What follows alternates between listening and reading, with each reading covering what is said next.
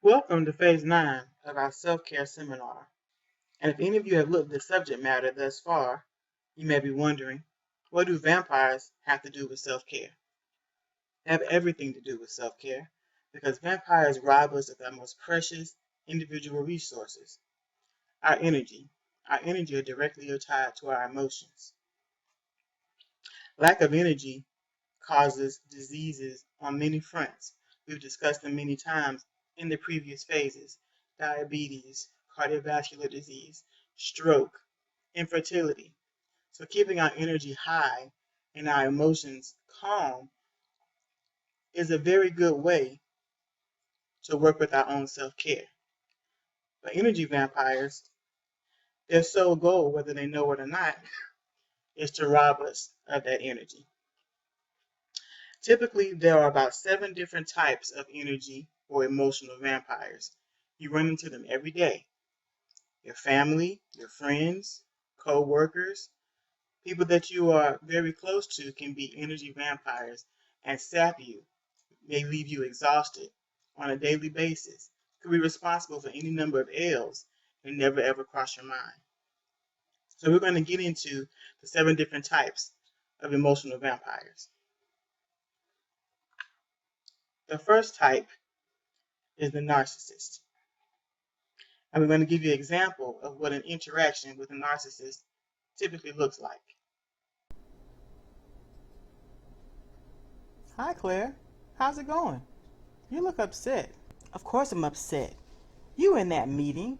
I gave suggestion after suggestion. Every brilliant idea I threw out was ignored. The secretary was taking down everyone's ideas, Claire. No, Simone. With my ideas, the revenue for our department would soar, but all the higher-ups refused to see my vision. Don't they know how hard I work every day? If I wasn't around, everything in this department would go to hell. I keep everything going with my work output. It's really a team effort. You don't understand. You're as limited as everyone else around here, wasting my time.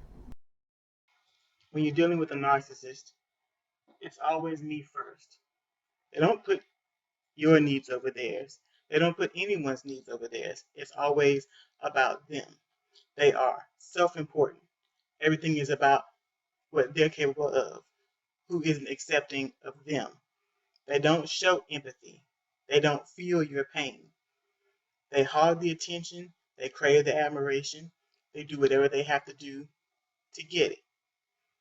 They'll use sweet words. They'll lure you in. But it's all about them and their own needs. The second type of energy vampire is the critic. And here's what an engagement with the critic can look like. Hi, Joe. Did you look at that report I emailed you? I read it. I have to tell you that your work really isn't up to par. I mean, if you had included some charts and graphs with your projections, it may have been more viable. But I doubt it. What do you mean? I included a bar graph that detailed the distribution of how many products we sold at what age groups. That was what you asked for. Yeah, but it should have been a pie chart, and you really should have included the gender and regional location of the customers. You didn't ask for that information. Yeah, but Julie added that with her report, and she bought me some coffee. So I think you really have some catching up to do. When it comes to the critic, nothing you say or nothing you do will ever be good enough. Their engagement with you is always punitive. There is no encouragement. They always want more and more from you. And the more they give, the more you give, the more they shut you down, the more they pick apart all of your efforts. They do their best to make you feel inferior. You might find the critic oftentimes in the workplace, unfortunately, as your superior.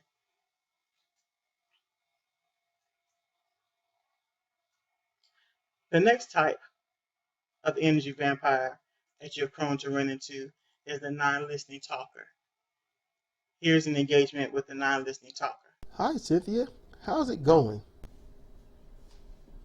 I'm doing okay. I guess. I don't know. The copy isn't really working properly today.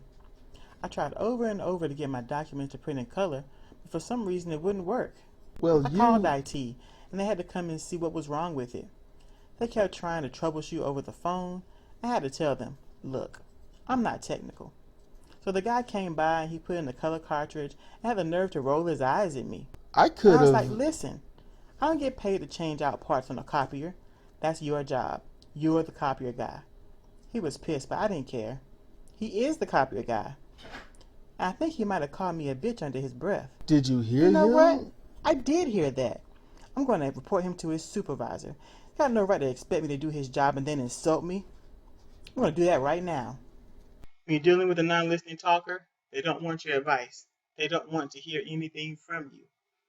You will prompt them with a question, with a hello, and once they get started, you are an empty container for them to dump every emotional situation that they're going through on you. They don't want a back and forth. They use you as a sounding board. They don't ask you how you're doing when they're done. When they're done, they move on.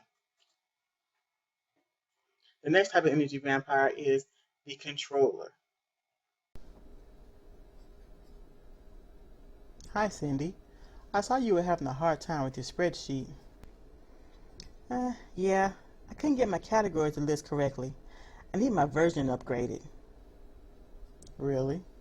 I haven't had any problems with Excel and I have the same version. Maybe you don't know what you're doing. What you need to do is take the company's class on Excel. It shouldn't matter what version you have.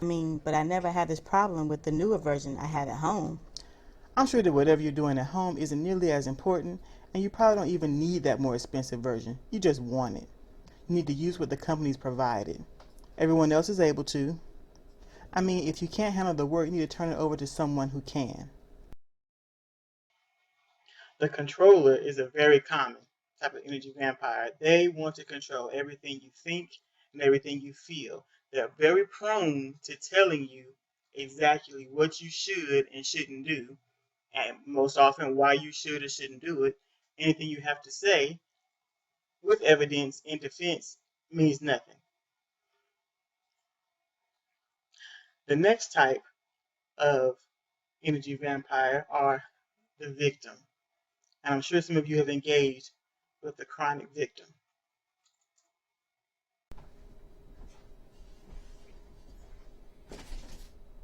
Hi, Connie. What happened to your arm? Oh, wow. Well, do you remember how I got into that car accident last week while coming from my great aunt's funeral? It's really messed up because I had the right of way. I was in a funeral procession. I didn't have my headlights on, but they saw the hearse. They should have stopped when I turned in front of them. You know, the cop that had the nerve to give me a ticket for failure to yield? That's just the government always taking from the little guy. So when it happened, I had some pain in this arm, and they checked it out at the hospital and said it would be fine as long as I take ibuprofen and ice it. Ibuprofen and ice? Can you believe that? They never wanted to give me real help. If I were rich, they prescribe some secret cure. But anyway, when I went home yesterday, I was trying to unlock my door, but the door jamb is always sticking, and my landlord said he wouldn't fix it unless I paid another $200 deposit on my apartment. I told him I wasn't going to do that, and he said I had to because it was my fault for adding 2 extra coats of paint to the banister, and that I did it wrong. He's always complaining about what I do in my apartment. It's just not fair. Anyway, instead of paying for that, the money had to go to my copay at the emergency room since I'm only part-time here. My husband's a laborer, and he keeps telling me that if I go full-time, then we could both get insurance coverage. But I don't want to do that. Why should I have to work so much to take care of us? Where is his chivalry? So anyway, I had to throw my shoulder into the door to open it, and when I did that last night, shooting pain went through my shoulder, and I suddenly lost all use of it. We had to take the bus to the emergency room because our car is totaled. I know the insurance can cover fixing it, but they just won't. They've got something against women drivers. Then I had to use the rent money to pay the copay and pay for the prescriptions and this sling that I have to wear for a month because the doctor said I didn't follow directions to keep this from happening. They are the doctors. Why are they putting it all on me? So that's what happened. Could you give a poor injured girl a ride home after work? Sure. Happy to help.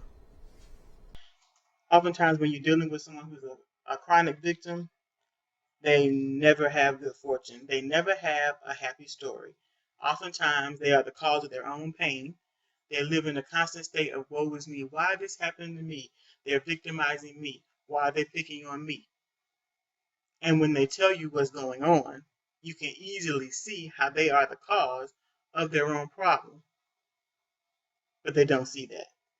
And they try to rope you in to their victimhood, getting you to assist them. They may start asking you to do stuff for them. Can I have a ride home? Can you lend me some money? Can you do this? And if you do fall into that because you want to help them, but you come to a point where you want to cut them off, then you're victimizing them. The next energy vampire is the sarcastic person.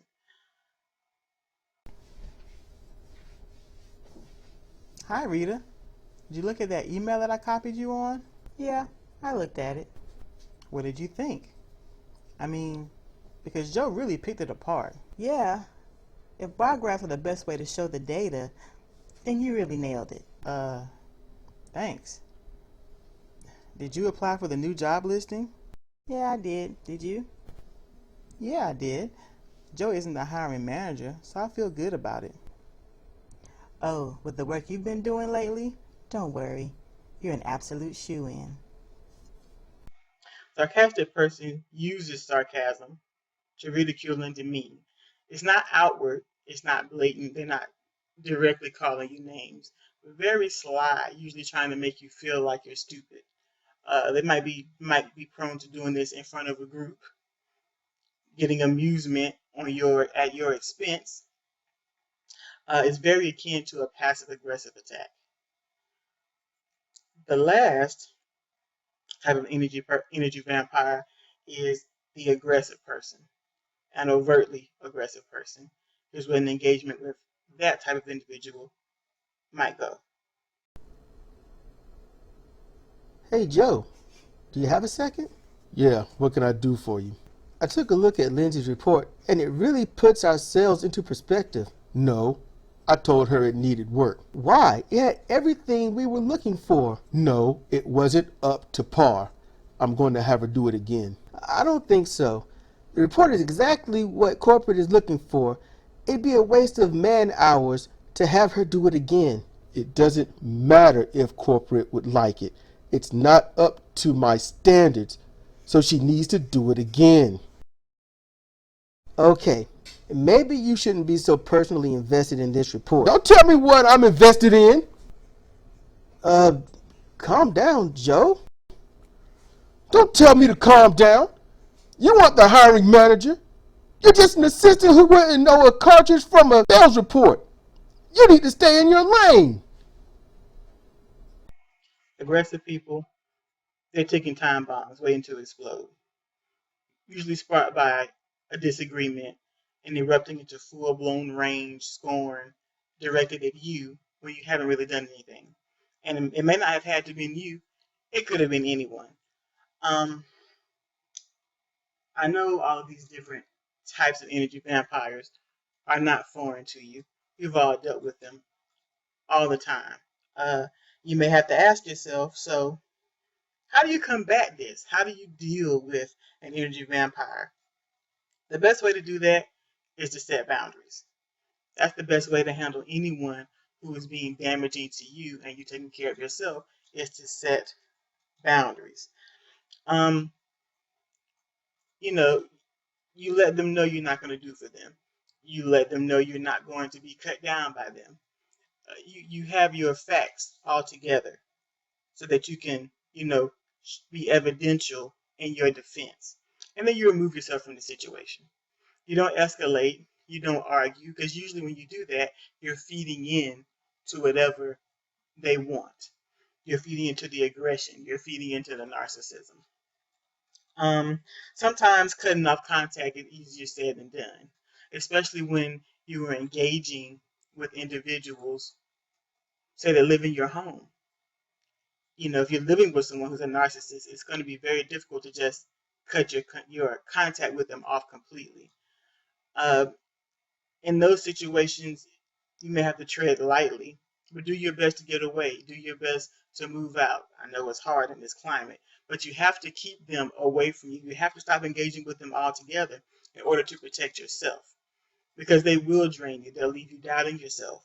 They'll leave you wondering if what they say is true. They'll leave you angry. They'll leave you sad.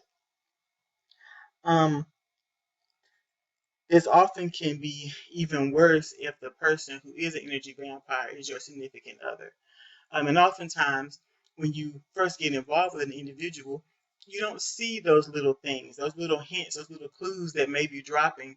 You may be so in love that you can't see, or in lust, what things are trying to tell you.